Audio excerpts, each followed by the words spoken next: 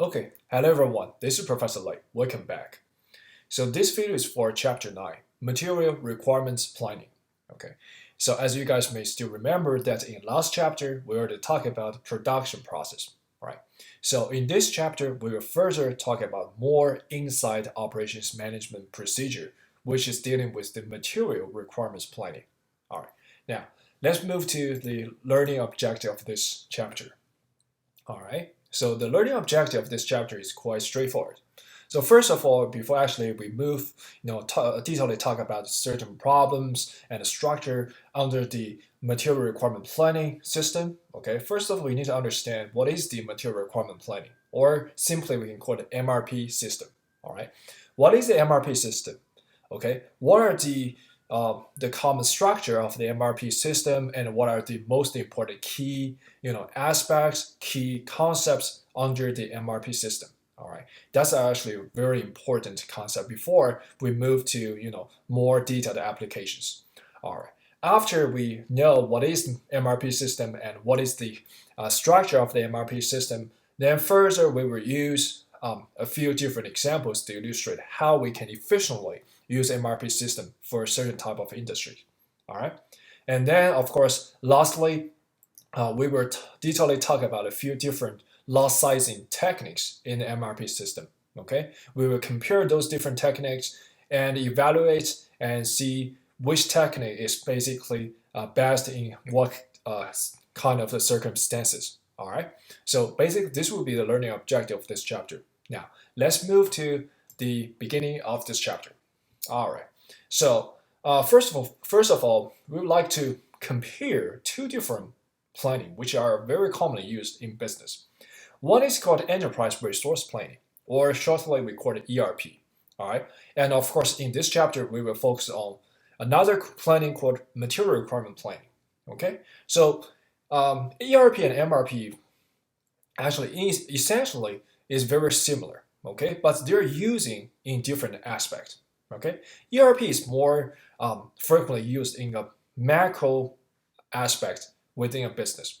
Okay, as you can see here, okay, ERP basically a computer system that try to integrate different application programs in accounting department, in sales department, in manufacturing department, in marketing, in finance departments. All right, so basically you see that ERP system is frequently used in order to integrate different departments within a company in order to reach the final goal that's set by, let's say, the management. All right, so ERP is more used for macro level of the firm strategy, of the firm goal. All right, that's basically why we really need ERP within the business. Okay, but here for MRP, I can say that basically MRP system is more focusing on the operations management field itself. Okay, so here you see that basically MRP is trying to convey a logic, okay, or conveying a process in order to more efficiently determine no matter the number of parts, the number of components, number of the raw materials that we really need in order to produce certain products that are required by the demand. Okay, so MRP system is more focusing on the operations management procedure itself. ERP system is more focusing on how to integrate different departments within the company. Okay, so their application is a little bit different, but essentially what they're doing is the same. Basically, they're trying to make the whole procedure more efficiently and more smoothly. Okay, that's why here we can compare and differentiate these two different plannings. All right, now let's move to MRP itself. So MRP, basically, as I just said, is a logic that ties production function together from a material planning and also material controlling point of view.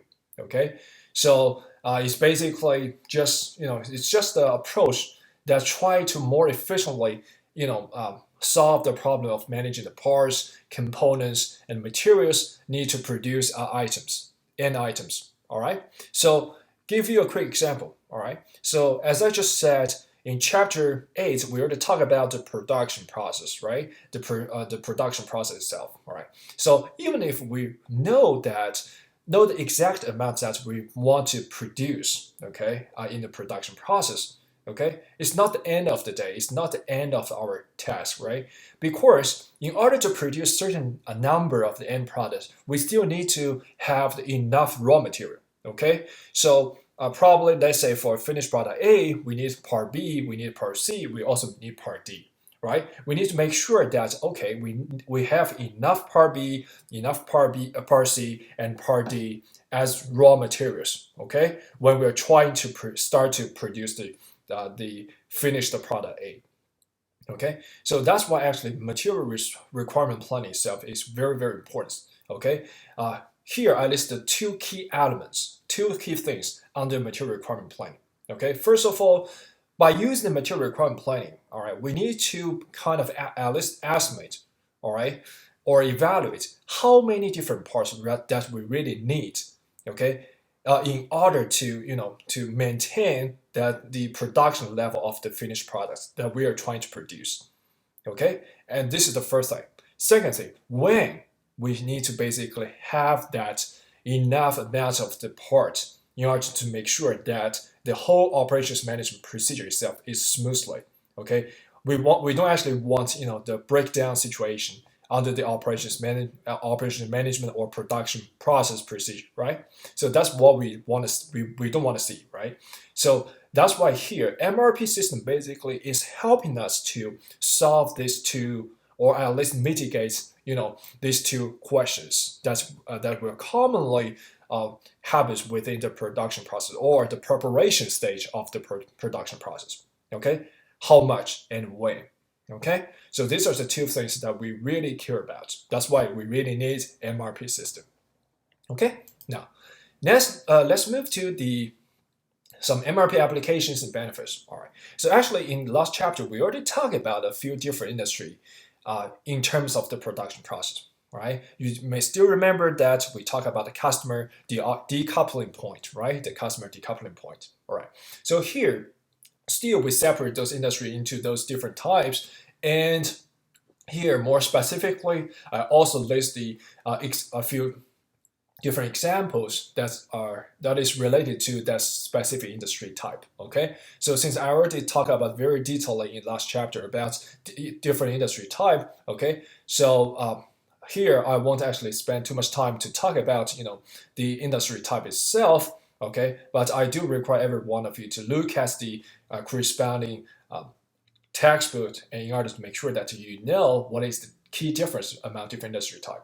Okay, but here the most important thing that's related to MRP system itself is that, okay, as you can see here showing within the last column, okay, so the expected benefit for different type of the industries, okay, by using the MRP system itself is different. Okay, in certain type of industry, MRP system is quite important. Okay, in certain type of industry, the MRP system may be still important, but not that important relatively. Okay, so you may have the question: in what kind of industries, basically the expected benefit of using MRP system is more, is higher compared to the other different type of industries? Okay, so actually the key sense for answering this question is quite simple. Okay, if you look at this column, you see that the assemble to stock, the assemble to order, and the manufacture to order itself. These three different industry types, the MRP system is quite important. Okay, but the key sense that's why the expected benefit under these three industry types is quite important is that basically in those different industries, okay, different type of industries, actually the sequence or the procedure, okay, of transforming from the raw material to the finished product itself, this whole process itself is quite important under those different type of industries. Okay, you see that, for example, under the assemble to stock, this type of industry, right? You need to basically combine those multiple component parts, right, before you can basically get the finished product. Right, so you have to make sure that you have enough component parts. Okay, when you are trying to combine all different parts into a finished product, right? So the transformation procedure of, from a raw material to the finished product. If this transformation process procedure itself is quite important under those type of the industry, then we can say, okay, the expected benefit of using the MRP system itself will be higher, okay, compared to the other type of industry. Okay, so you can see that for other type of industry like the fabricate to stock, fabricate to order, this type of the industry, you see that the whole procedure itself is made by the machine, right, itself. So the transformation procedure itself is not that important. All right, you don't actually need to combine different components, parts, or combine different raw materials in order to get the finished product yourself, right? So that's why here in those type of industry, the MRP system may not be that important, but we can say that at least it can be, it will be more efficient for you to to produce more smoothly, at least. All right. So, but relatively, the MRP system itself is less important under those industries. Okay. So let's continue to talk about more specific things under the MRP system. One of the most important things under the MRP system is called master production scheduling. Okay, and probably this will be the first thing that you will see under the MRP system. Okay, so first of all, the MRP system deals with the end item. Okay, and it's a major input to the MRP process. Basically, this is the first thing that you will see in the MRP system or the MRP procedure. Okay, so actually, we already talked about the sales and aggregate planning in the previous chapter, right? So here, the master production scheduling or we call master production planning itself is different from the aggregate planning, but it's also related. Okay, so aggregate planning, okay, will give you basically a broad idea about how many products we need to produce. Okay, let's say in a semester or in, let's say, in a year or half a year. All right. Master production scheduling basically is coming from the aggregate planning, but it's more specific. It actually contains more details, okay, about the production method. Okay.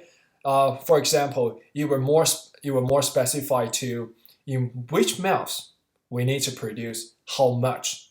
Okay, and let's say in February, okay, maybe we need to produce more than one type of the finished product. Okay, then for type A, we need to produce how much. For type B, we need to produce how much. Okay, so you see that. So basically, the master production schedule is coming from the aggregate planning. Okay, but it's more specified. It's more detailed. It includes more, production process details. Okay. Before you start to produce. Okay, the reason is very simple.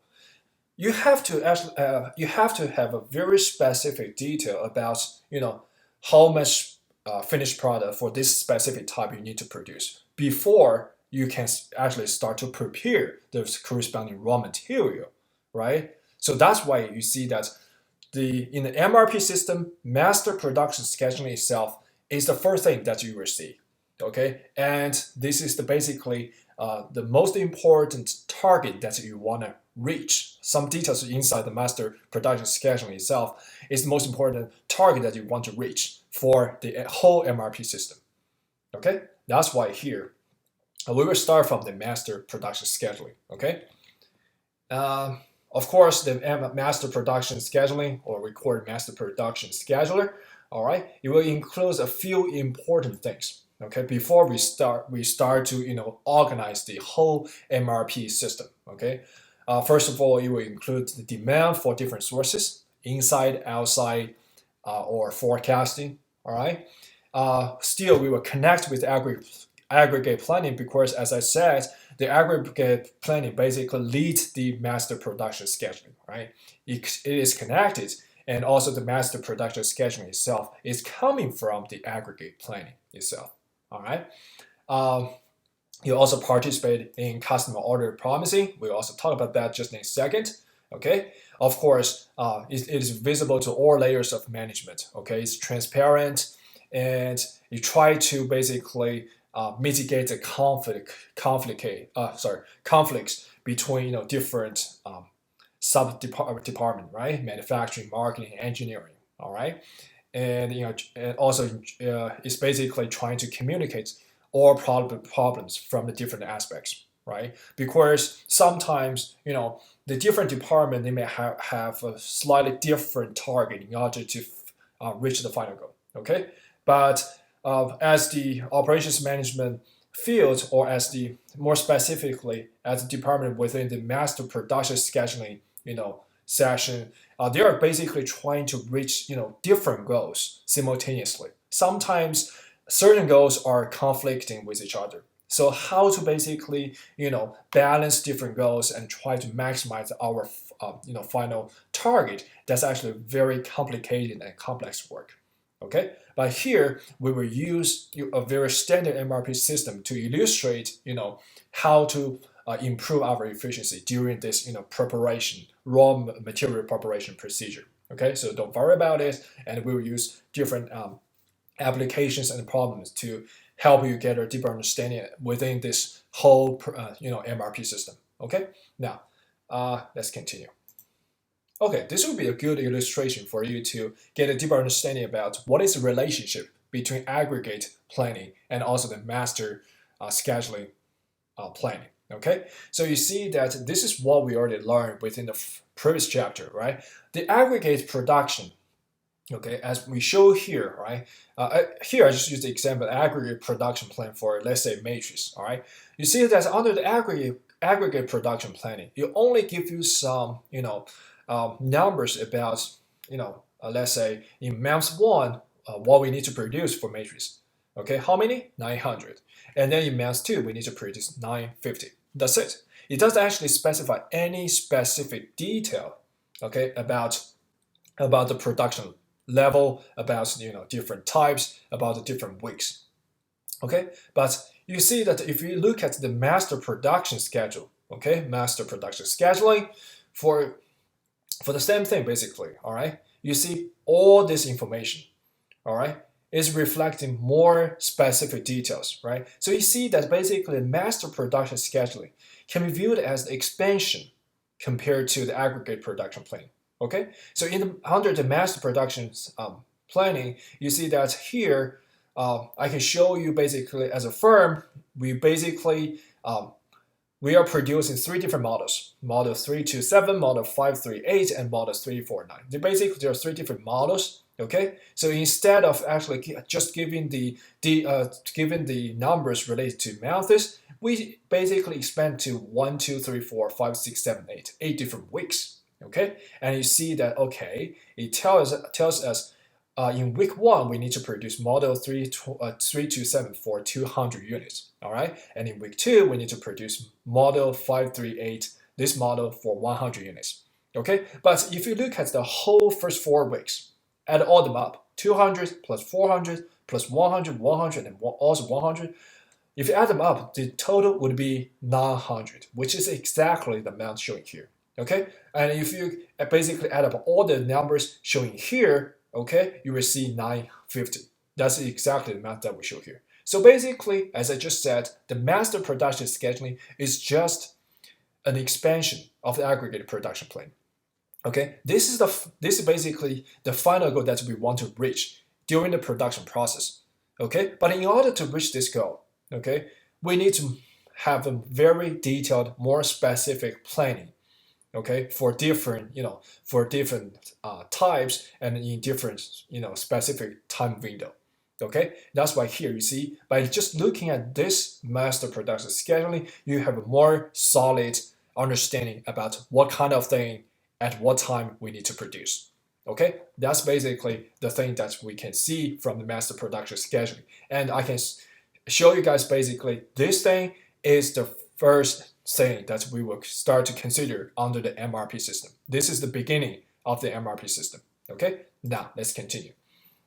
So here available to promise, basically there are some other concepts during the MRP system, like we show here basically the stock, right? So in the MRP system, basically we're trying to produce the thing in order to fit for the net requirement. All right, but besides that, normally in the factory we still have the inventory, right? So the stock itself, held in the inventory, they may be assigned to a custom order, or they may be available for future custom orders. Okay, so if it's actually assigned for a current custom order, okay, it's not called available to promise. Okay, specifically available to promise basically is telling you that if this inventory holds, okay, is available for future custom orders.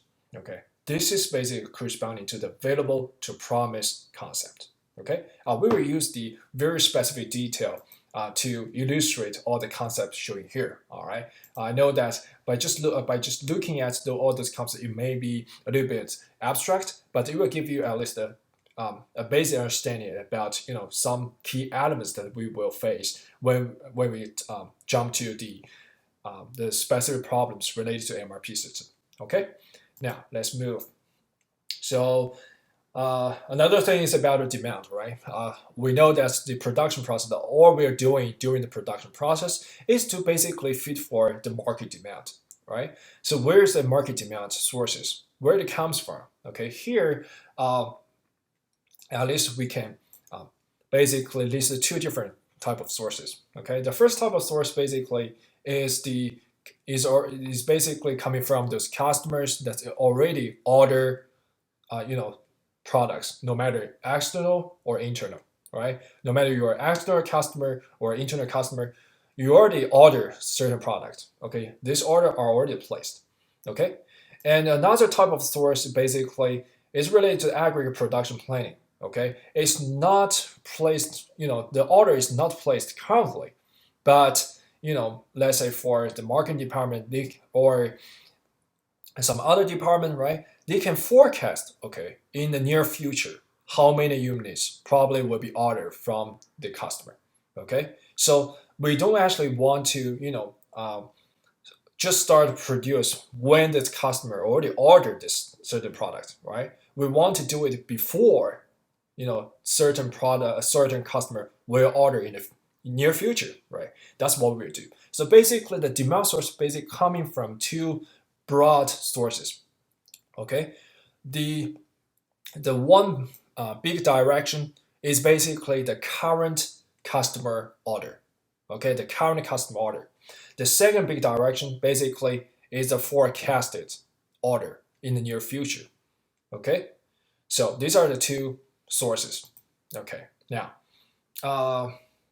actually we already talked about a few different concepts related to MRP. Here, basically this picture, this diagram will give you a good sense about how we connect different type of the concept that we just mentioned. Okay, so first of all, as I just said, all right, so what we are doing within the MRP system, okay, is coming from the aggregate production plan.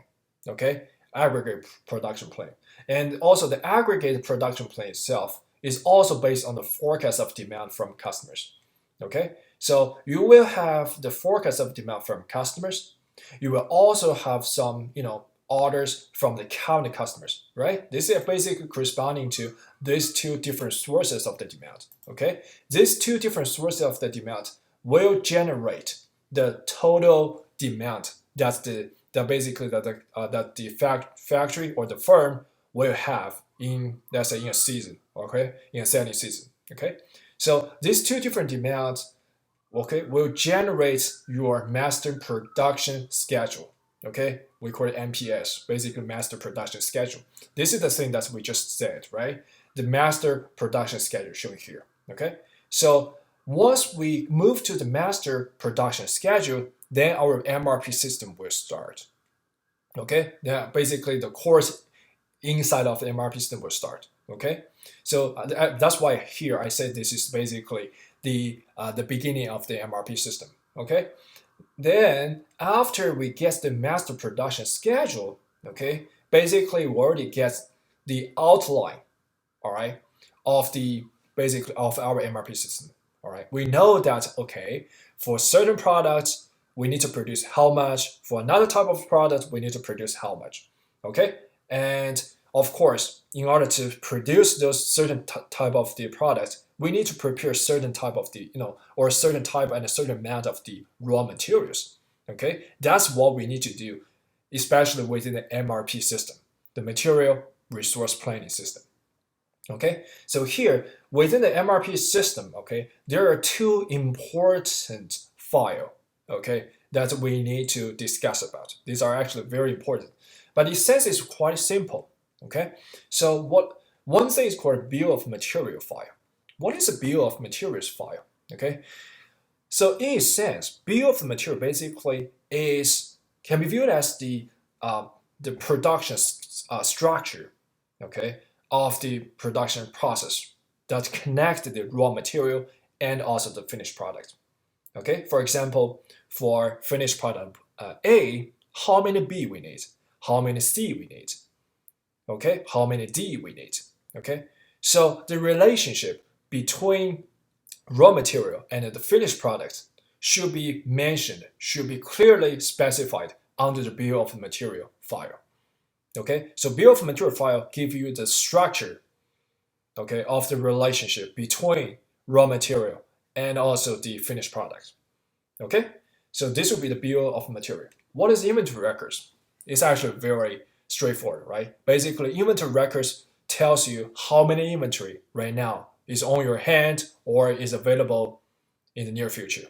Okay, because some inventory maybe is not currently on your hand, but it will transit to you, let's say from your supplier, just let's say in just 3 days or just one week. Okay, so the inventory records should reflect all those details, right? Basically, how many inventory is available. Okay, so then after we know the production, basically the structure and also the inventory records, it will help us to understand, okay, what are the exactly the amount that we need to produce in order to fit for the market demand, right? Suppose that the market demand for finished product A basically is 1,000 units. Okay, if you already have 200 units of the product A in your factory, do you need to produce 1,000 in a short period? You don't need to do that, right? You can basically use that 200. So what you need to produce is basically the difference between basically the market demand and the inventory, which is 800. Okay, but in order to produce that 800 products, okay, or for product A, in order to produce every product A, you may need 2 units of part B. Then how many part B you need? You need 800 times 2, which is 1,600 part B. Okay, that's what you need to prepare, all right, for raw material part B. Okay, which should be reflected by the bill of materials. Okay, so you can see that I just quickly describe the relationship between inventory record, demand, and also the bill of material. All the different phrasings, okay, will be used by the MRP system. Okay, so if we can efficiently use the MRP system by accounting the information coming from bill of material, inventory records, and also demand information, we can efficiently, complete those works or those requirements, right, smoothly and without breaking down the production procedure, right? So that's why here the MRP system is very important. And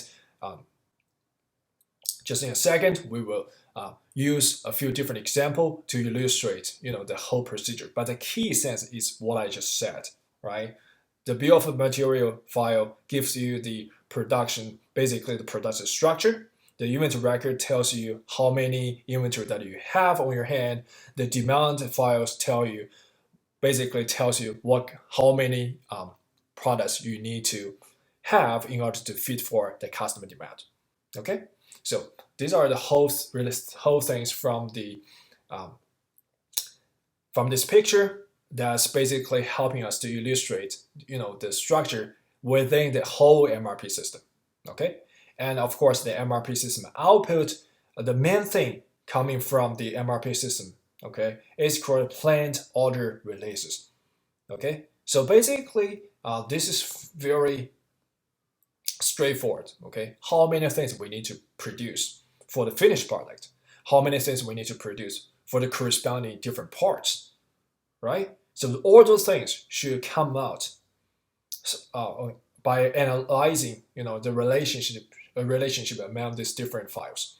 Okay, and then based on these primary reports, then we will start to prepare the corresponding raw material. Okay, in order to make sure that we have enough raw material on time, such that we can start to produce the whole thing on time and make sure that the whole production process will not break down when we start to produce. Okay, even if your production line is good, okay, without promising that we have the raw material, right? The production process itself is actually very possible to break down. That will actually impact the whole supply chain system. Okay, so that's actually why MRP system itself is quite important. Okay, so in a later problem, you will see some information coming from bill of material. You will see some information from inventory records. You will also see some information related to the plan order release. Okay, all those information will be shown within the problem, but keep in your mind that why we need those different files, okay, and how they are correlated with each other. That's actually a very important thing. Okay, now, still for the bill of material, okay, I already kind of illustrate the key insights of the bill of material. So in this slide, more detailedly, okay, about the bill of materials, okay, it contains the complete product description, listing the materials, parts, and components, along with the sequence in which the product is created. Basically, it will give you the whole structure relationship between the raw material and also the finished product, and it will tell you basically the sequence of basically we should produce this part first, okay, before we start to produce that part. That's actually very intuitive, right? In some cases, even between two different parts, we need to basically first produce one part before we can start to produce, or we can start assembly another product, another raw material. Okay, now that's why here the bill of material is also called the product structure file, all right, or we call it product tree. Okay, basically it's just because it's reflecting the structure of the relationship between finished product and the raw material. That's why it's actually very important. Okay, so that's why here you see the core idea of the bill of material is basically showing how the product is put together. What is the core relationship between raw material and the finished product? Okay, so these are here I also listed two different subtype of the bill of material. One is called modular bill of material, and one is called super bill of material. Okay, so for more details, you already a clear list within the textbook. I do require every one of you to at least look at the related information related to modular bill of material and the super bill of material. Okay, but the core idea of bill of material is basically is already showing within the slides. Okay, here I would like to give you a very quick example of the bill of material. Okay, I think you already get some basic understanding of the bill of material. Here, I use a diagram to more directly illustrate what is the key insights within the bill of material. Suppose product A is the end product that we want to produce. Okay, and then in order to produce one product A, we may need some raw material. Okay, as we show here for this specific product, we need 2 part B and 3 part C. That's why here you see basically product A consists of 2 part B and 3 part C. Okay, this is actually decided by the information context, by the product itself. Okay, and then for every B, it really needs 1 part D and 4 part E. Okay, and here in order to produce 1 C, all right, it needs 2 part F, 5 part G, and 4 part H. Okay, so here, if I ask you, okay, this is a quick question. In order to produce part A, how many, let's say, part E we need? Think about this. in order to produce one product A, how many product B we need? 2. For one product B, how many part E we need? We need 4. Then in order to produce one product A, how many part E we need? It should be 8, right? Because every product A needs 2 parts B. Every part B needs 4 part E. Then for 2 part B, how many part E we need? 8. All right? 2 part E is 2 part B is corresponding to 1 product A. That's why in order to produce 1 product A, actually we need 8 part E. Okay? So keep in mind that here 1D and 4E is basically corresponding to produce 1 product B or 1 part B. Okay? 2F, 5G, and 4H is corresponding to 1 part C. Okay? But in order to produce 1 product A, it needs 2 part B and 3C. That's why here, okay? When you calculate how many part E we need in order to produce 1 product A, it should be 8 instead of 4. Okay? Keep that in mind. Now, this would be we call it the product tree type of the illustration for bill of material. Okay, another type of the illustration, which is called, the list illustration. Okay, this is basically another kind of structure that we can use. Okay, this is called a tree structure. This is called basically the table structure, or we call it list structure. Okay, so here in the list structure or the table structure, we can further, use different two structure, but the key sense is exactly the same. Okay, the key sense is exactly the same. Still, 1A needs 2B and 3C, and for every B it needs 1D and 4E. Okay, for every C it needs 2F, 5G, and 4H. Okay, in this type of the list or in this type of table structure, we call it indented parts list. Indented parts list. Okay, so it's actually very intuitive, right? But here for the single level parts list, okay, so when you look at the single level parts list, okay, the viewing way is a little bit different. Why is that? Here, for every A, you need 2B and 3C. Okay, this is actually very easy to look at, right? And then here, you need to look at B. For every B, it needs 1D and 4E. For every C, it needs 2F, 5G, and 4H. You see that actually under the indented parts list, when you look at this table, when you look at this structure, you basically look at column by column. Because you need to first look at 1A, and then okay, 1A consists of 2B and 3C. Okay? And then you know that, okay, under 2B, it would be, for every B is 1D and 4E. Under every C is 2F, 5G, and 4H. So you see that this is basically column by column. Okay?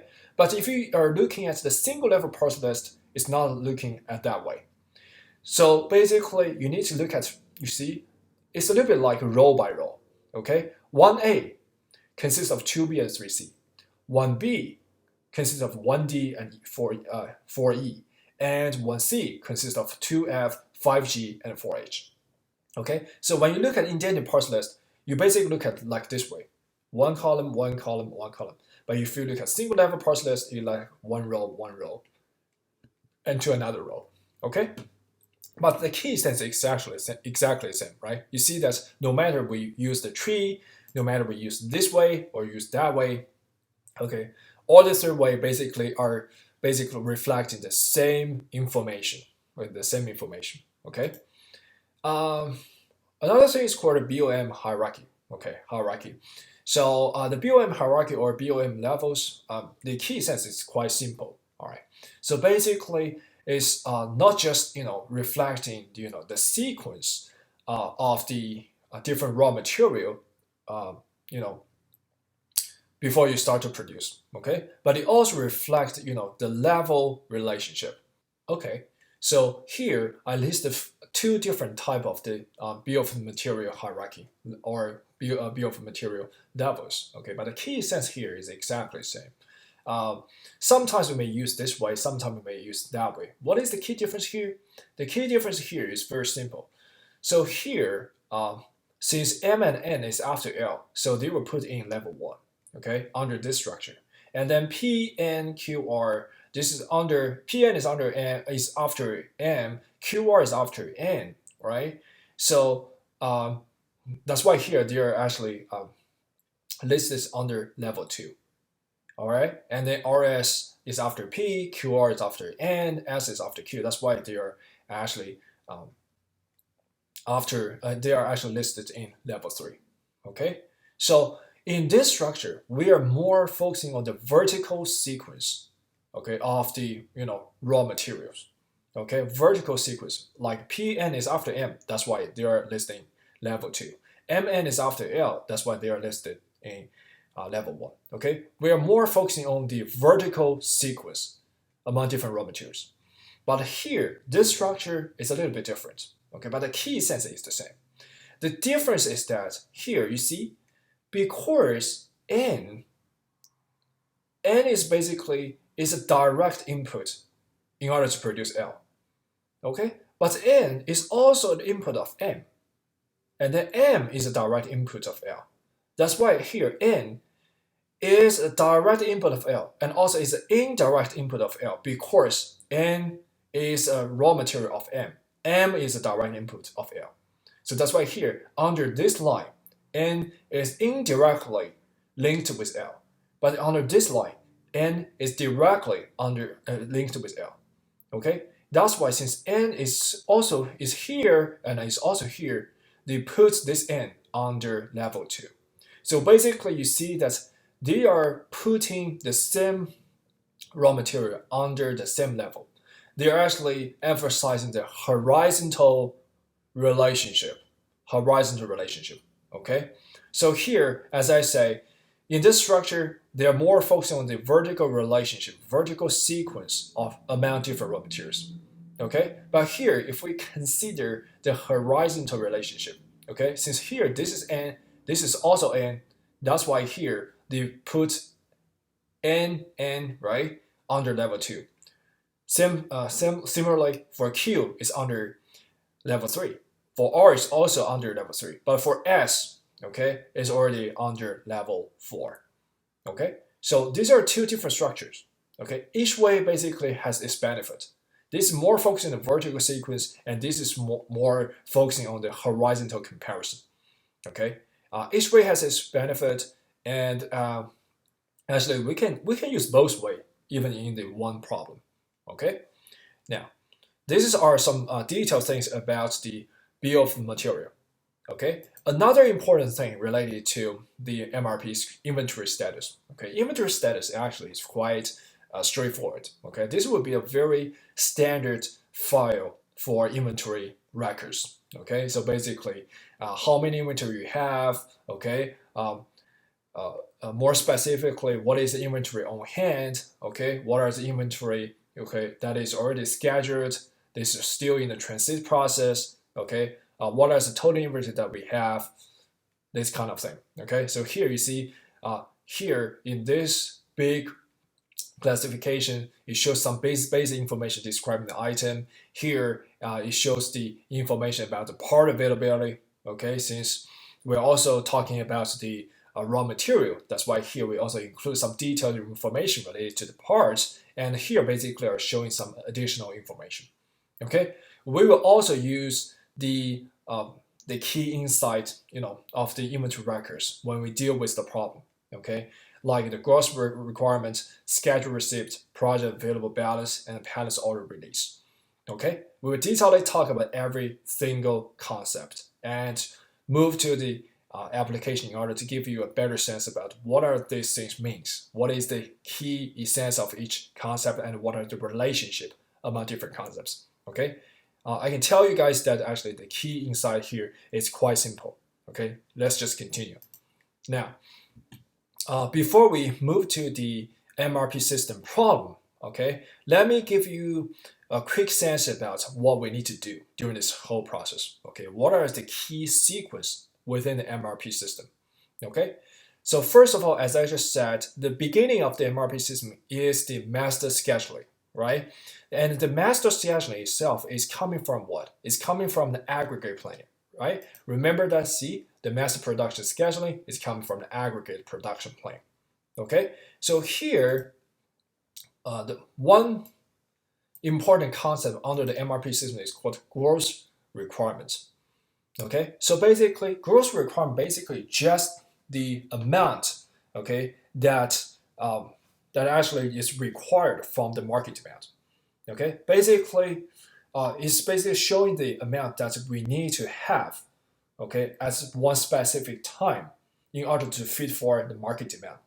Okay, that's the thing. Okay, this is basically the total amount that we need to have, okay, in order to make that deal. All right. So we know that, okay, after we know the gross requirement, okay, it's not, automatically becoming the amount that we need to produce. The reason is that probably we may have some inventory on hand, probably we may have some inventory on schedule, in transit, right? So for those type of the inventory, okay, or those inventory, basically we can use those inventory as part, of the amount that can fit for the market demand, right? So that's why here we don't actually need to produce exactly the amount of the gross requirement in order to fit for the market demand, because we have the inventory. Okay, so by having some information about the inventory on hand or inventory on scheduling, we can further calculate the net requirement. The net requirement is exactly the amount that you need to produce for your finished product. Okay, for your finished product. Okay, now, but in order to, finish, in order to reach the net requirement amount, okay, for each finished product, as we say, okay, based on the bill of material, okay, you need to prepare certain type of the, different type of the raw material, right? Certain amount of that. So, based on the net requirement, you need to further calculate for this part how many I need to how many I need to produce, how many should I start to prepare. For that part, okay, how many should I, order, how many should I produce in order to fit for the net requirement. Okay, so you see that basically this is like a sequence structure. In order to fit for the outside gross requirement, okay, we need to calculate the net requirement in production process, okay, by having the information about the inventory. All right, and in order to fit for the net requirement for the finished product, we need to further calculate how many raw material we need to have, okay, in the production process, right? But you know that in order to prepare enough raw material, you still need time, right? You need actually lead time for us, to order and to, to get the raw material and start to produce. Everything is in sequence. That's why the MRP system is helping you to, okay, first of all, know that how many products we need to have, right, in order to fit for the market demand. Okay, how many products we need to produce in order to fit for the market demand. Okay, how many raw material at that time we need in order to fit for the production process. Okay, then how many raw material we need. Okay, basically we need to start to produce or order. Okay, because we need the lead time before we basically complete the raw material requirement. Okay, so everything is in sequence, and we need to count the amount and also the time during this whole procedure. Okay, that's why this MRP system is quite helpful. Now,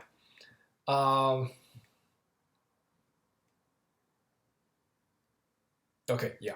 All this is showing here, okay, can be illustrated by the problem itself, okay? I know that by just looking at these conceptual things, it might be a little bit abstract, okay? So I would like to jump into the specific example, okay, by giving you a quick by already giving you basic and fundamental sense about the interrelationship among different key elements and also the key structure within the MRP system. Okay, now let's use the example to illustrate. Okay, suppose for this company, okay, they produce a line of electric meters installed in residential buildings. Okay, meters are of two basic types for different voltage and amperage ranges. Okay, so there are just some information. Context tells you that okay, we are basically trying to produce two different meters. All right. So some sub-assemblies are sold separately for repair or for changeovers. Okay, so sub-assemblies can be another thing that we want to produce, okay, or sell. The problem is to determine a production schedule to identify each item, the period it is needed, and the appropriate quantities. Okay, and the schedule is then checked for feasibility, and the schedule is modified if necessary. Okay, now let's start to look at the information context that I give to you. Okay, before we start to do the MRP planning. All right. First of all, we start from the demand requirement. Okay, demand requirement. So under every month, for meter A, meter B, and the sub-assembly, okay, we have the demand, the known demand, and the forecast demand. Basically, the forecast demand basically are the uncertain part. Okay, this is actually very common, right? So every month, as a firm, for certain amount of the demand, we are exactly knowing the amount, but for certain part, we are not sure whether it's there or it's not. Okay, so here, as you can see, for month 3, the known market demand for meter A is 1,000. The forecast is 250. Meter B for known is 410, and forecast is 60. Okay, and for sub-assembly D, okay, the known demand is 200. The forecast demand is 70. So basically, it tells you that, okay, here we produce and sell meter A, meter B, and sub-assembly D. These 3 different things. Okay, the known demand and forecast demand under different methods is showing here. That's what we show within this table. Okay, now this is basically what?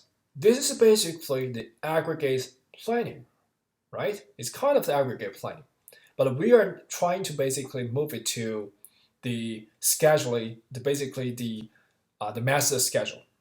This is a very standard master schedule. Okay, master schedule. Okay, so first of all, this is based on months, right? 3, 4, and 5. We're not doing that. We're trying to move it to week. Okay, week. The start at the beginning of the month 3 is week 9, right? Week 9. So basically, month 3 is represented by week 9, week 10, week 11, and week 12. These 4 weeks, all right? So these 4 weeks is corresponding to month 3. Week 13, week 14, week 15, and week 16. This is corresponding to week 4, okay? And this is basically corresponding to week 5. And correspondingly, meter A, meter B, sub-assembly D. How to get this 1,250 of the market demand? Very simple. You just add up known and forecast. 1,000 plus 250, 1,250, right? 600 and 250, if you add it up, how much it is? 850. Where is it? It's right here, 850. Okay? How about this? 300, 250 is 550. It's right here. Okay? So if you do like that, you will see all the basically numbers showing here. That's it. Okay? So we already ready for, at least part of the information context for the MRP system. Okay, we already built up the master scheduling based on the information context that we have. All right, now let's move to some other things. The product structure and the inventory data. Okay, you see, this is master scheduling. What's this? What's this? This is conceptually, this is bill of material. Exactly. This is the bill of material, or we can call it product structure, all right? And also, what's this? This is basically the inventory record, right? We just basically here, I don't give you the whole thing within the inventory record file. I just list the key elements of the inventory record. Okay, so that's why here you see after we come to this specific example, you see how we basically prepare for MRP system, right? The master scheduling is basically the starting point of an MRP system. Okay, and within the MRP system, there are two key elements. One is called bill of material. One is called inventory record. Okay, if we go back to this specific diagram, you see this would be the master production. This would be the bill of material. This would be inventory records. As I already mentioned, all these three things should be efficiently used in the MRP system in order to get the very important result. Okay, now let's start to look at the core idea showing with the bill of material. Okay, first of all, bill of material tells us the product structure, right? So here you see that for meter A, okay, we need what? We need D, and also we need 1D and also 1C. Okay, but for every C, we also need 2D in order to produce 1C. Okay, and here for meter B, 1B really needs 1C and 1C needs 2D. Okay, so here, let me ask you a quick question. This bill of material structure is following which type of structure shown here? Remember, as I just said, this structure is more focusing on the vertical relationship, right? The vertical relationship of the sequence, between different raw materials. This structure is more focusing on the horizontal relationship. Okay, you see that's why N is always showing in the level 2, Q is showing in the level 3, S is showing in the level 4. Okay, if you look at this, D is always showing in the level 2. C is always showing in the level 1. So you can see that basically in this specific example, the bill of material that this question used is following this type, the low-level coded BOM, or we call it horizontal type of the bill of material. Okay, very simple. Now, further, let's look at the inventory records. For A, the inventory on hand, okay, is 50 at the beginning. Okay, at the beginning, it's 50. Okay, if you order some new amount, you really need 2 weeks before it can reach to your factory. Okay, you need 2 weeks. We don't actually need a safety stock for inventory A. Okay, for inventory A. For this item A. All right. Here, okay, for item B, the current inventory that on your hand is 60. Okay, if you order a new one, it needs 2 weeks. Okay, it needs 2 weeks. The safety stock is still 0. On order is 10. The week 5 tells you that okay, this 10 will come to your factory in week 5. Okay, at week 5 it will come to your factory. Okay, so similarly, if you look at item D, it tells you that you currently have 200 on your hand. The lead time is 1 week, and basically the safety stock is 20, and basically here there will be a new 100. Okay, will come to your factory at week 4. Okay, so this will be the whole information that we have before we start to do the MRP system. Okay, now let's move to the MRP system. This big table is basically showing the details of the MRP system. Okay, it looks actually at the beginning, if you look at this table, you may feel this is very complex or very tricky, very difficult. Okay, but as long as you understand the key sense within this table is not that hard. Okay, I will lead you guys to go through every number showing within this table. Okay, and if you still have any question, just let me know. All right, now. So based on this context, we know that what kind of, including finished product, okay, and also raw material, what different type of the, no matter raw material or finished product we have in total. How many?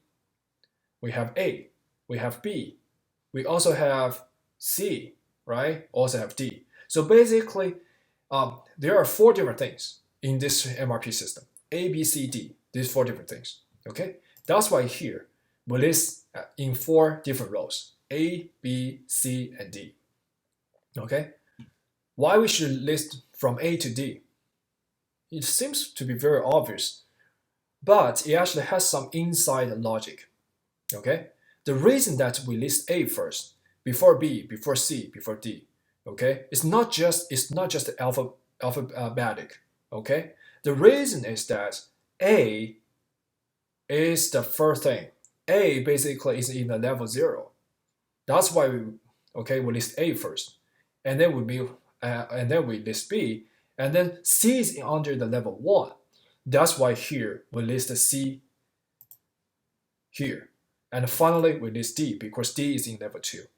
Okay, basically A should be before C and C should be before D. That's actually including an interrelationship between finished product and also the raw material. Okay, for example, if the D is showing here, okay, and if the C is showing here, okay, then when you do the MRP system, what you need to list is basically A, B, D, and C, not A, B, C, D. Okay, here C is in front of D. C is in level 1. That's why C is in front of D.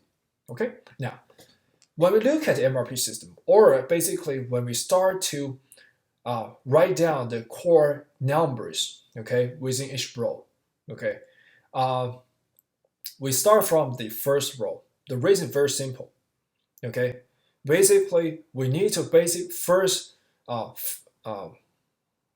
fill in the number for the finished products, right? After we know how many finished product we need, then we can start to calculate the corresponding raw material amount, right? That's actually logical, right? Let's first look at A. Here, I give you some specific information. For A, the lead time is 2 weeks, right? As I show here, the lead time is 2 weeks. The inventory on hand is 50. The safety stock is 0. Okay, this is exactly showing here. A5020. Okay, and order quantity lot for lot. Okay, we will detailly talk about different lot sizing technique. Here, the sense of the lot of lot very simple. Okay, each time, if I want to basically produce, let's say 200, then I can order 200. Okay, for A. Okay, but you see that actually, if you look at C or D, it's 2,000, 5,000. What it means? Why is not a lot for lot? It's a specific number. What is difference here? Very simple. It tells you that for part C or part D, okay, each time if you order or if you produce for that specific raw material, this will be the amount this is the minimum amount that you can produce. Okay, because for part C or part D, it's basically scaled at a certain level. Okay, it's scaled at a certain level. You cannot order less than 2,000. Okay, at least you need to order 2,000. Okay, if you order 1,000, maybe your supplier will not supply to you. Okay, because they may think this is not worthwhile for me to do this business. This order quantity is too small.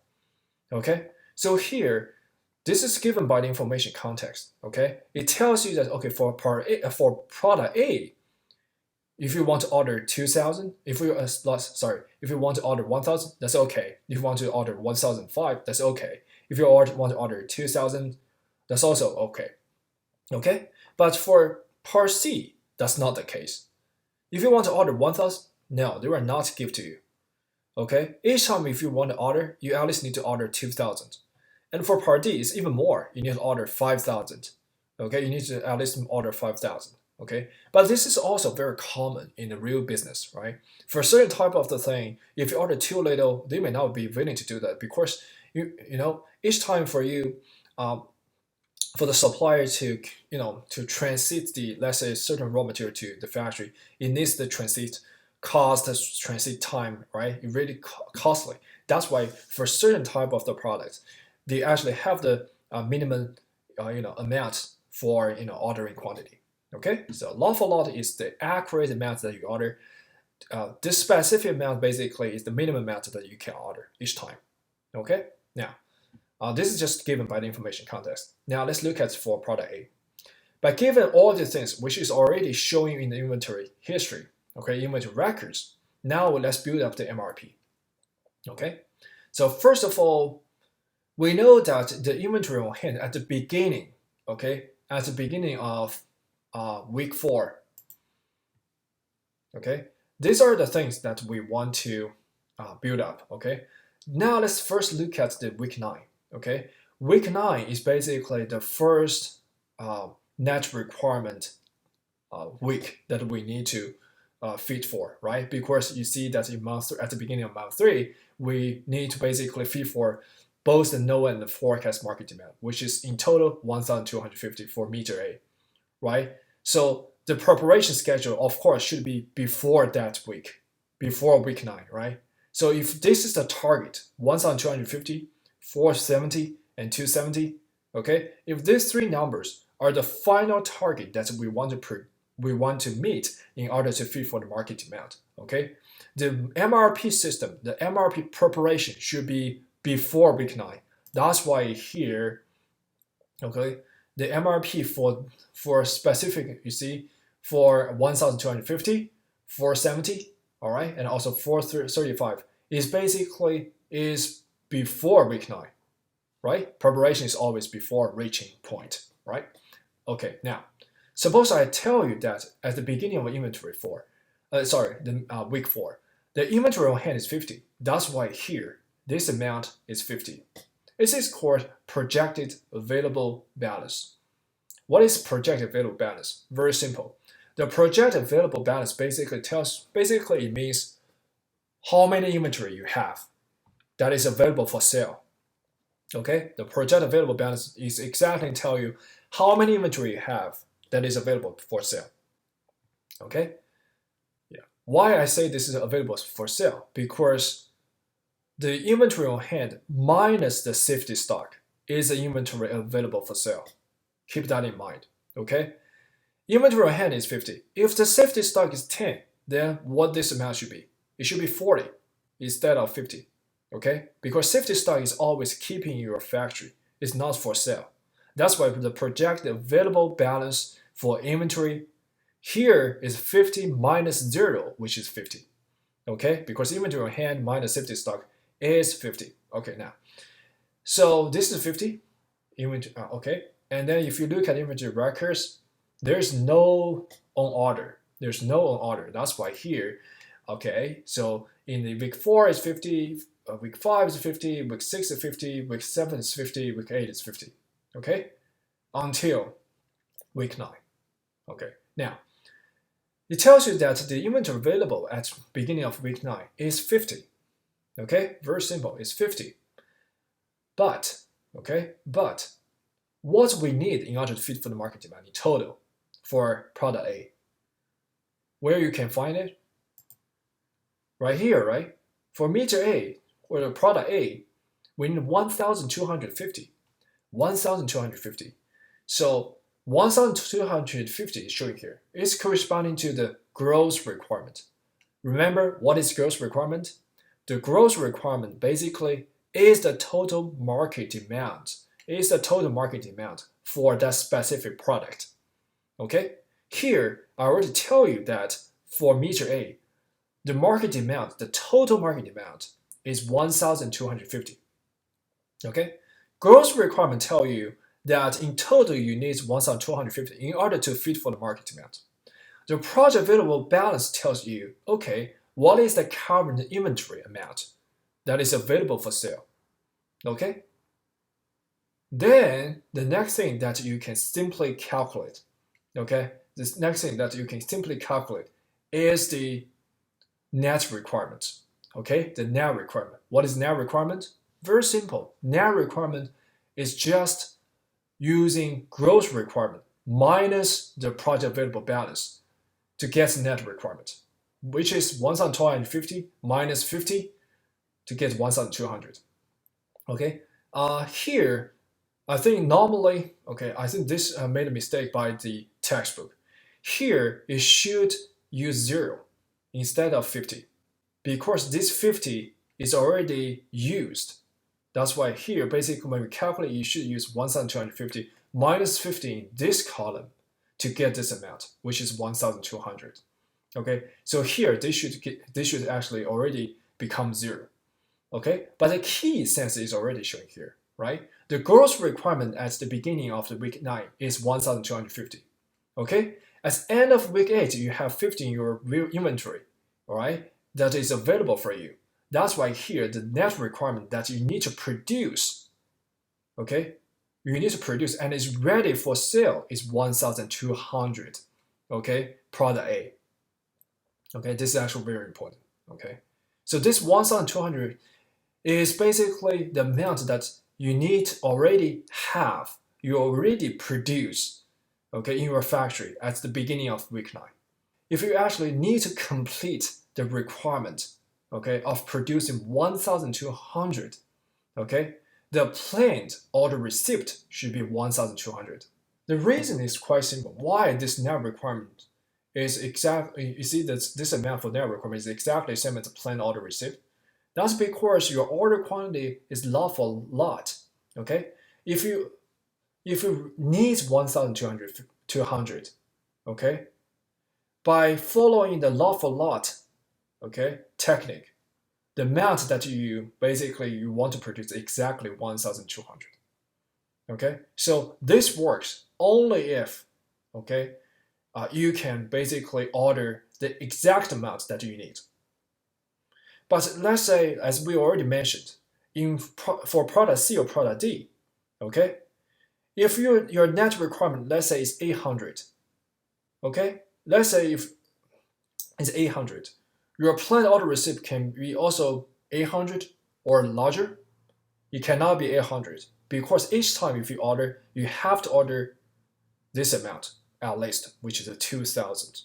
Okay, so it's still based on this, the lot sizing. Okay, the lot sizing here, since what we use is lot for lot. That's why here we need to have 1,200 that already finished the production process. That then basically the planned order receipt is exactly that amount, which is 1,200. Okay, this is the amount basically that you need to complete production at the beginning of week 9. Okay, if you want to complete production for this 1,200, when you should start? Remember here, the lead time for item A is 2 weeks. It's 2 weeks, right? So if you want to complete, let's say, the order procedure or the production procedure for product A, okay, at the beginning of week 9, then you have to start, okay, at the week 7 because the lead time is 2 weeks. That's why here you see for this 1,200 units, you go back to week 7, which is 1,200. Okay, and if you look at this is actually very logical. The planned order release, okay, the order release in week 7 is 1,200. Then of course, after 2 weeks, you will receive it, which is exactly that amount, which is 1,200. Okay, so you see, this is basically how we do this. Okay, we start from the gross the gross requirement. We know how many inventory is available on our hand. Then we can calculate the net requirement.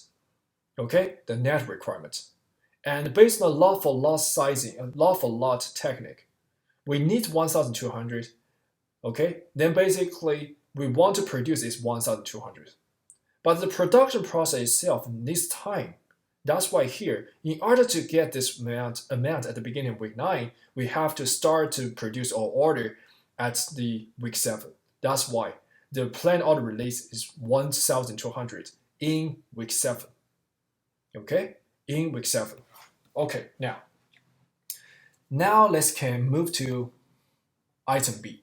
Okay, item B actually is quite similar as item A because from one perspective, basically, no matter A or B, these are two different finished products. All right, so they are a little bit, parallel between each other.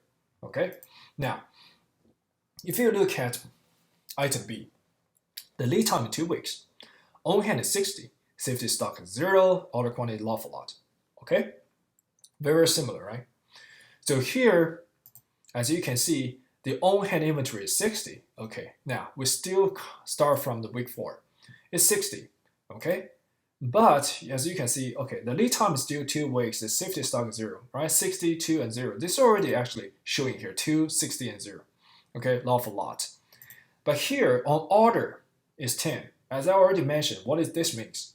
It means that, okay, another 10 inventory will arrive to your factory, will be ready in week 5. That's why here, you see in week 4 is 60. But in week 5, another 10 inventory is already come to your factory. That's why here you see the scheduled receipt in week 5 is another 10. The scheduled receipt is another 10. That's why your projected available balance is 70, showing here, right? It's 70 showing here. How did 70 get? Again, your inventory on hand is 60, minus your safety stock is 0, which is 60, plus the scheduled receipt, okay, in week 5, which is 10. That's why in total, the inventory that is available for sale at week 5 is 70. Okay, you don't sell anything, in this few weeks, because we don't actually tell you any selling information here, right? Okay, so that's why here, at least until the end of the end of the week 8, you still have 70 finished product B in your factory as inventory, right? But in week 9, how many inventory we need? How many? 470, right? This amount, 470. That's why here, okay, so in week 9, we need 470 to fit for the market demand. That's the amount that we need, okay? How many inventory in your warehouse? 70. This is the amount that you want to basically fit for the market demand. You already have 70 in your factory, right? Then how many you need to produce, okay? And basically you need to complete your production process at week 9. 400, right? This is 400. Okay, now 470 minus the 70 is this 400. Basically, this is the net requirement, right? So basically, by using the gross requirement minus the project available balance in the last week, you will get the net requirement, which is 400. Very simple, right? But the key logic here, okay, is that you need to use what you want to basically sell in total to fit for the market demand, minus the inventory that is available for sale, okay, at the end of last week, okay, in order to get, okay, how many products we need to have, or how many products we need to produce and also complete at the beginning of that week, which is 400, okay? So since the order quantity is still lawful lot, in order to get this 400, the planned order receipt at that week is also 400, okay? Because this is lawful lot, these two numbers should be the same. It should be the same, right? Okay, so that's why the planned order receipt should be 400, okay? But we know that in order to get this 400, no matter you produce yourself, you order from your supplier, okay, you still need lead time. What is the lead time for B?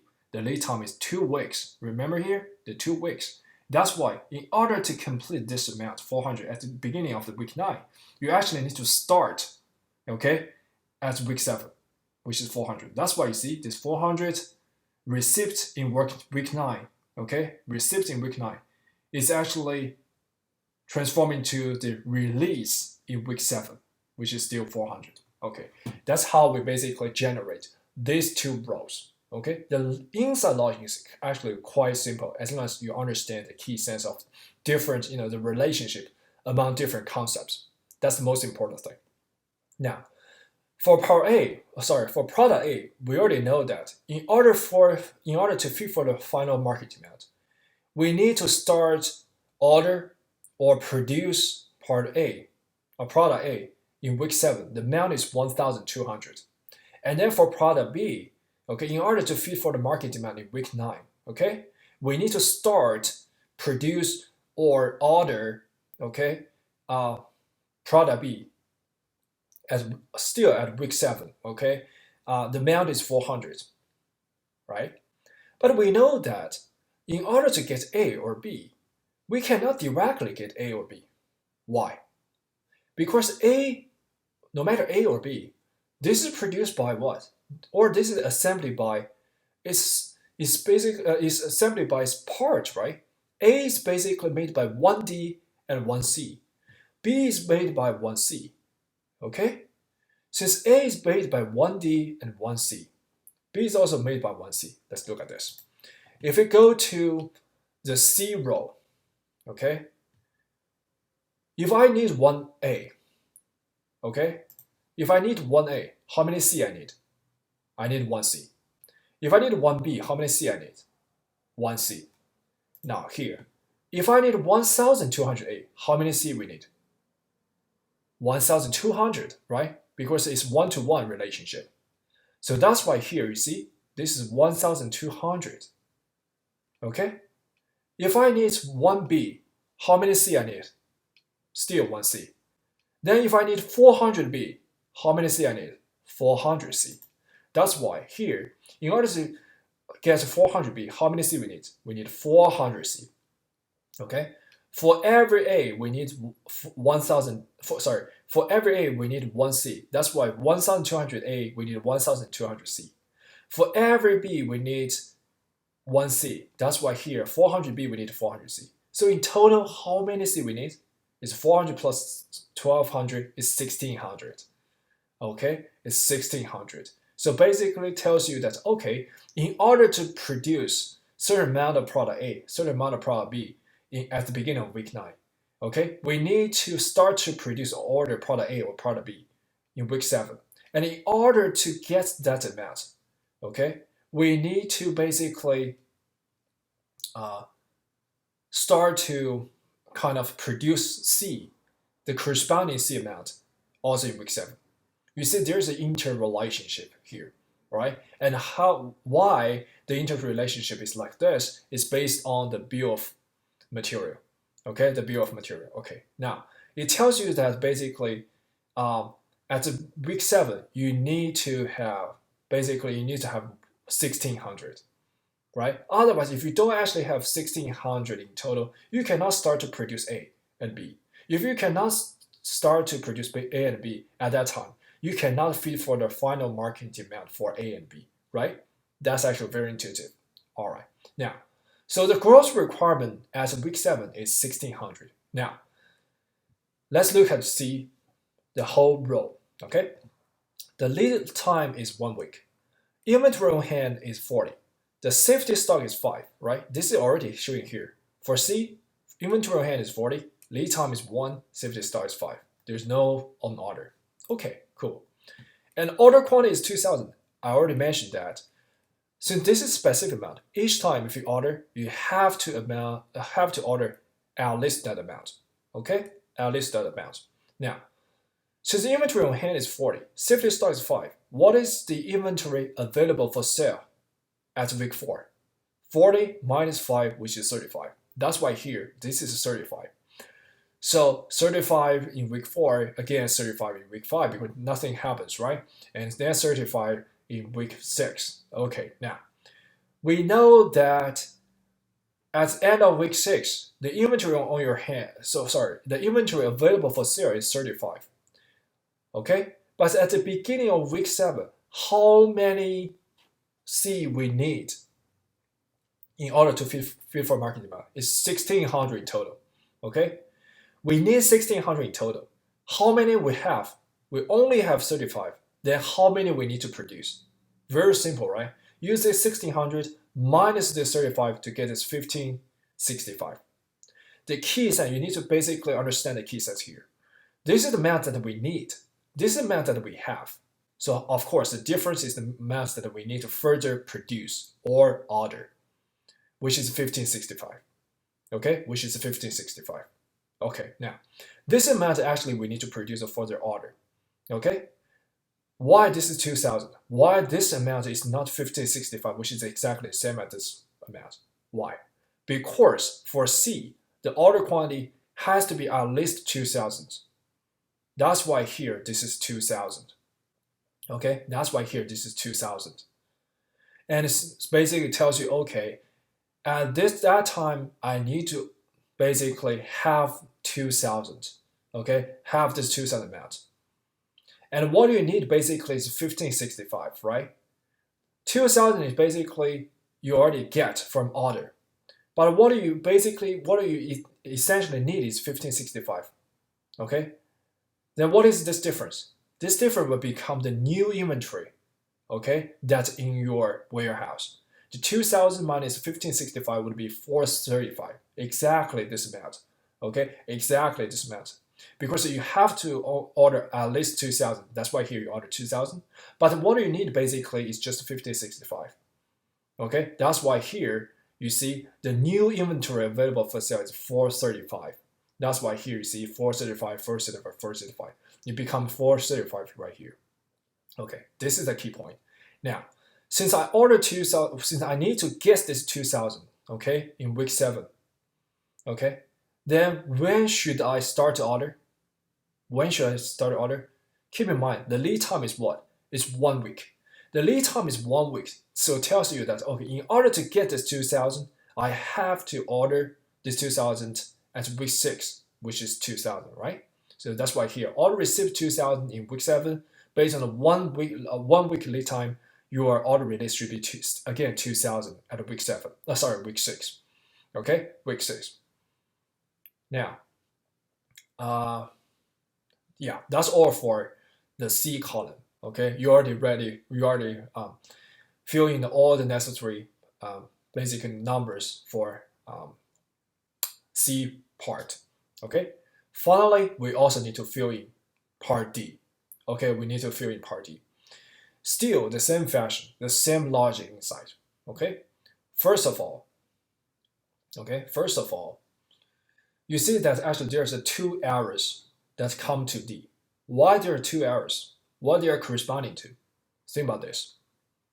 Okay, first of all, you may still remember, still based on this product structure coming from the bill of material, 1A directly needs how many D?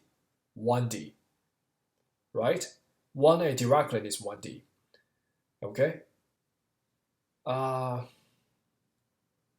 and then, okay, from C, 1C needs 2D, 1C needs 2D. Okay, that's fine. Because these two, basically, these are all coming from C, right? These are all coming from C. So there are 2 ways, okay, of the sources, okay, that actually needs D as the raw material. One source is basically used directly by A. Okay, one source is directly used by A. Another source is used by C. Okay, no matter it's for A or for B, it's used by C, right? So that's why here, at least by looking at this part, this is the same thing. Same. Now, since 1A directly needs 1D, right? That's why here, 1A is 1,200. That's why here you see this arrow come down to this part. 1A is corresponding to 1D, right? That's why here we need 1,200. Okay, we need 1,200. Okay, so this amount is already showing here. Still here, as the last thing that actually we calculate for C, we know that in order to get 2,000 in week 7, we need to start ordering or start produce C in week 6. The amount is 2,000, right?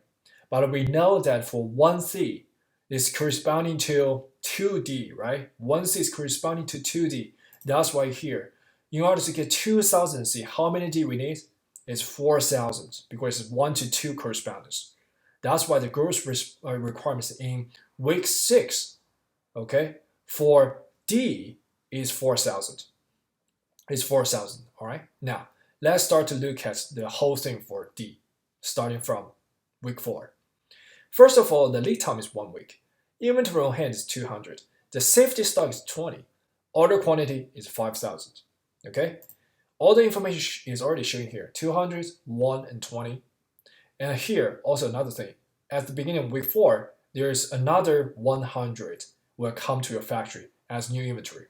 Now, that's why here you see the scheduled receipt is 100. Okay? This is scheduled receipt. What is the inventory available? Why this is 280? Think about this number. Why this is 280? Very simple. Inventory on hand is 200. Safety stock is 20. What is the difference? 180, right? 180 is currently basically the inventory that's already in your factory. But don't forget that at week 4, you also will receive another 100 inventory. That's why the total inventory available for you to sell is 280, right? 200 minus 20 plus 100, you will get 280. Okay, is 280. Okay, now, so that's why here is 280, and this is also 280. Okay, cool. So this is 280, but look at this amount. This is coming from C, right? Basically, at the beginning of week 6, how many D you need in order to feed for this, C production? It's 4,000. 4,000 is what you need. 280 is what you have. Then how many you need to produce? 3,720, right? 4,000 minus 200 is exactly this amount. This is the net requirement. Okay, the net requirement would be 3,720. Okay, but why the plan order received is 5,000? It's not exactly 7,700. Sorry, 3,720. Very simple, because the order quantity is 5,000. Tells you that you at least each time when you order, at least you need to order this amount. That's why this is 5,000. Okay, and for the amount, you see these are different, right? And for the amount that you don't need, you put it into the inventory. That's why here 5,000 minus 3,720, you get this difference, which become your new inventory amount, which is 1,280. Okay, that's why here this 1,280 basically is the new projected available balance, which is 1,280. Okay, then I may ask you the question. Since this is 1,280, why this is 80? Why? Very simple, right? Because here, I already tell you that for 1A, I need 1D basically, right? This is 1,200. In your inventory, you already have 1,280. Okay? You already have 1,280. And in week 7, you need 1,200. Have you already fit for the requirement? Yes, you have. You have enough inventory. Okay? You use 1,280 minus 1,200. You still have 80 left, right? That's totally enough. That's why this is 80. Okay? Your inventory available is enough for you, to fit for the market demand part of the party. That's why this is 80. Okay? So this is 80, and then in week 8, there's nothing that happens, right? That's why this is 80. Okay? That's why this is 80. Okay. Now, again, when this is 80, why there is still a 270 here? The reason is very simple. The reason is 270 is because this firm is also setting a sub-assembly D itself, right? 270. Of course, they are basically trying to set in A, trying to set in B, and no matter A or B, it needs D. But they also set in D itself, which is 270. It's not a big amount, but it's still here, right? At week 9. That's why here, this 270 basically is showing here, which is, you see, as the week 9. You have 80. Again, you have 80, right, as inventory, which is available for sale. But you need 270. Okay, what are the new amount that you need or to produce or order? Would be 190, right? 270 minus 80 would be 190. Okay, you need this 190, but each time when you order, you need to order at least how many? 5,000. That's why this is 5,000. Okay, so 5,000 minus this 190, okay, will give you the new inventory amount that is basically not sale and is available for sale, okay, in your factory, which is 4,810, right? Which is the difference between 5,000 and 190. Okay, again, in order to get this 5,000 ready at week 9, you need to basically start to produce an order in week 8. Why this is in week 8? Because the lead time is 1 week. If I change it to 2 weeks, then this 5,000 should come to here, which is 5,000. But since this is 1 week lead time, it's showing here. Same here, right? Because here we need to produce an order basically we need to get the new order or new production at the week 6, which is 5,000. That's why here we need to start this procedure 1 week before. Since the lead time is 1 week, this is why 5,000. Okay, so I detailedly describe every single number showing this MRP system. Okay, the basic logic here is quite simple. Okay, it's quite simple. Basically, you need to understand what is the relationship between gross requirement, inventory available for sale, and the net requirement. Okay, that's the first thing that you need to clarify. Second, after you know the net requirement, okay, you need to know based on the specific lot sizing technique, okay, each time what is the corresponding planned order receipt. If it's a lot for lot, then this two amounts should be the same. If it's a specific amount, then this amount should be at least that amount. You see, that's why this is 2,000 here, that's why this is 5,000 here. Okay, and once you get this, planned order receipt or planned product receipt, right? Based on the lead time, you need to know basically how much week before you need to start that order procedure. For example, in this specific case, 2 weeks for the lead time. That's why this is 1,200. That's why here. All right. That's how this moved back to the previous week. The last thing, basically, you also need to understand based on the bill of material.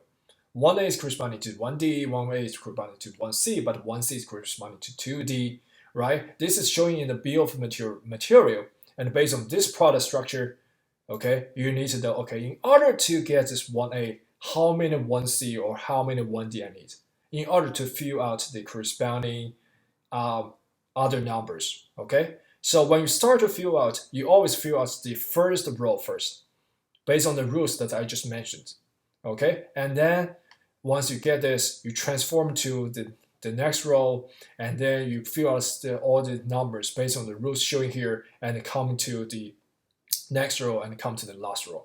Okay, and the reason that I put A, B, C, D here is basically A is a level 0, is the first thing, basically the last thing that we want to produce, our final targets, right? Level 1 is the precedence parts that we need to produce. Level 2 is the first parts that we need to produce. That's why here, actually, when we start to do the MRP, we start from the finished product, all right, and then move back to the first part that we really need in this whole production process.